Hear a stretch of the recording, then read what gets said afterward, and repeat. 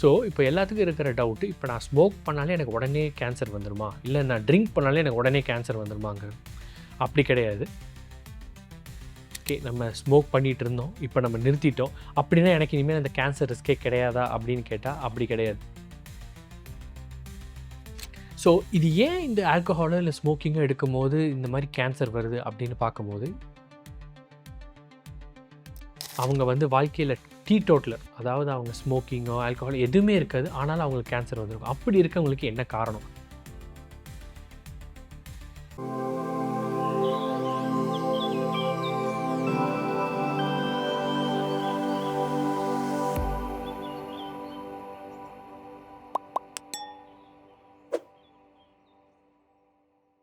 நம்ம இன்றைக்கி இந்த வீடியோவில் நம்ம வந்து இந்த ஹெட் அண்ட் நெக் கேன்சர்ஸை பற்றி பார்க்க போகிறோம். So head and neck cancers அப்படிங்கிறது என்னென்னா, நம்ம காது, மூக்கு, தொண்டை, அது மட்டும் இல்லாமல் இந்த கழுத்தில் இந்த சலைவரி கிளான்ஸ், இதில் எல்லாத்துலேயும் வரக்கூடிய இந்த டியூமர்ஸை தான் வந்து நம்ம ஹெட் அண்ட் நெக் கேன்சர்ஸ் அப்படின்னு நம்ம ஜென்ரலாக சொல்லுவோம். ஓகே, இதில் வந்து பார்த்திங்கன்னா இந்த செல்ஸ், இந்த உறுப்புகள் எல்லாமே வந்து காமனாக ஸ்குவாமஸ் செல் அப்படின்னு சொல்லுவோம்.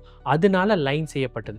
ஸோ அதனால் இதில் வரக்கூடிய டியூமர்ஸ் எல்லாத்தையுமே நம்ம வந்து head and neck squamous sell carcinoma அப்படின்னு ஜென்ரலாக நம்மளால் சொல்ல முடியும். Fine, okay. இப்போ நம்ம இது ஏன் வருது அப்படிங்கிறத பற்றின காரணத்தை தான் பார்க்க போகிறோம்.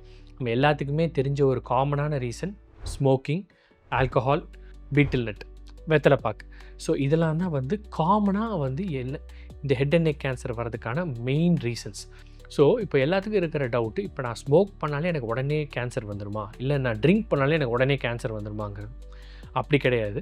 இதில் ரொம்ப முக்கியமானது என்னென்னா, எவ்வளோ குவான்டிட்டி ஸ்மோக் பண்ணுறாங்க, இல்லை அண்ட் எவ்வளோ டியூரேஷனுக்கு ஸ்மோக் பண்ணுறாங்க அப்படிங்கிறதும் ஒரு முக்கியமான ஒரு இது.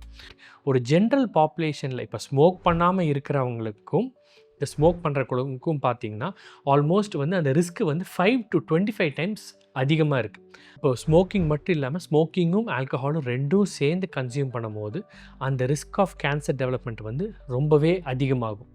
இப்போ எல்லாத்துக்கும் இன்னொரு சந்தேகம், ஓகே நம்ம ஸ்மோக் பண்ணிகிட்டு இருந்தோம், இப்போ நம்ம நிறுத்திட்டோம், அப்படின்னா எனக்கு இனிமேல் அந்த கேன்சர் ரிஸ்கே கிடையாதா அப்படின்னு கேட்டால் அப்படி கிடையாது.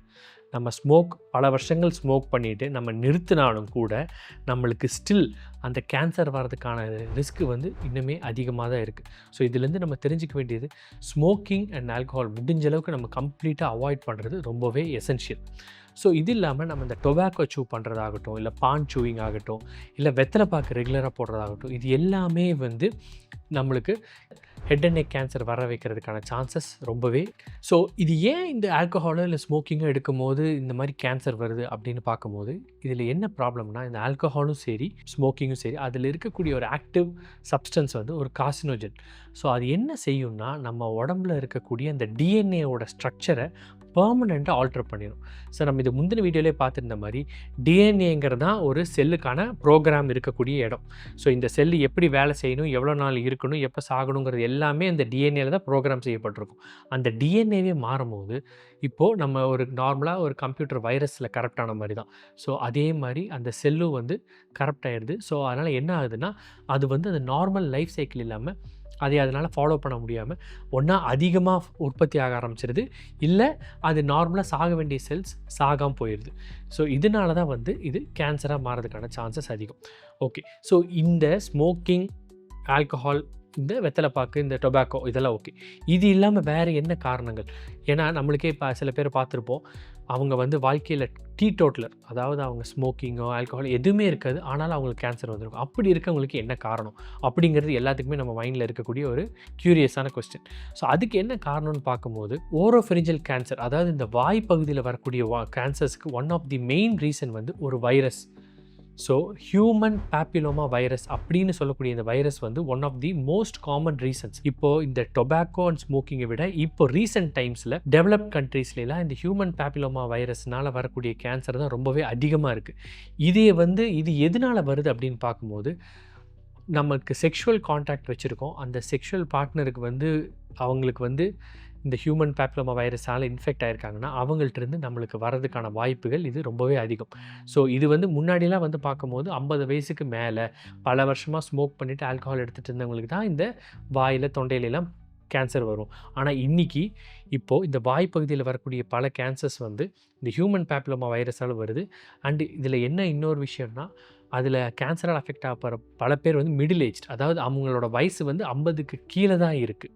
ஸோ அதே மாதிரி இந்த நேசோஃபெரிஞ்சியல் கார்சினோமான்னு சொல்லுவோம், அதாவது இந்த மூக்குக்கு பின்பகுதியில் வரக்கூடிய அந்த கேன்சர். இந்த கேன்சர் வந்து எப்ஸ்டின் பார் வைரஸ் அப்படின்னு சொல்லக்கூடிய ஒரு நார்மலான வைரஸ். இந்த எப்ஸ்டின் பார் வைரஸுங்கிறது நார்மலாக ஈஸியாக ஸ்ப்ரெட் ஆகக்கூடிய ஒரு விஷயம். அதாவது நம்மளுக்கு ஜஸ்ட்டு ஏதாவது ஃப்ளூயிட் கான்டாக்ட், அவங்களுக்கு ஒரு சலைவரி கான்டாக்ட் வந்தாலும் சரி, இல்லை அவங்களுக்கு அந்த வைரஸால் இன்ஃபெக்ட் ஆனவங்களுக்கு வந்து ஒரு இருமுனாலோ தும்முனாலோ அவங்கள்ட்ட இருந்து கூட இந்த வைரஸ் வந்து நம்மளுக்கு ஈஸியாக வந்துடலாம். இந்த ஹியூமன் பேப்லோமா வைரஸும் சரி, இந்த எப்ஸ்டின் பார் வைரஸும் சரி, இது உடம்புக்குள்ளே வந்துருச்சுன்னா எல்லாத்துக்குமே கேன்சர் வந்துடுமான்னு கேட்டால் அப்படி கிடையாது. அது வந்தாலுமே பல வருஷங்கள் வந்து அது உடம்புலேயே அப்படியே அந்த டார்மன்ட் ஸ்டேஜ்லேயே தான் இருக்கும். பல பேர்த்துக்கு இன்ஃபேக்ட் அவங்களுக்கு அந்த வைரஸ் உடம்புல இருக்குங்கிற விஷயமே தெரியாமையே அவங்க வாழ்க்கை முடிஞ்சிடும். ஆனால் ஒரு சில பேர்த்துக்கு மட்டும்தான் இது வந்து கேன்சராக மாறதுக்கு வாய்ப்புகள் இருக்குது.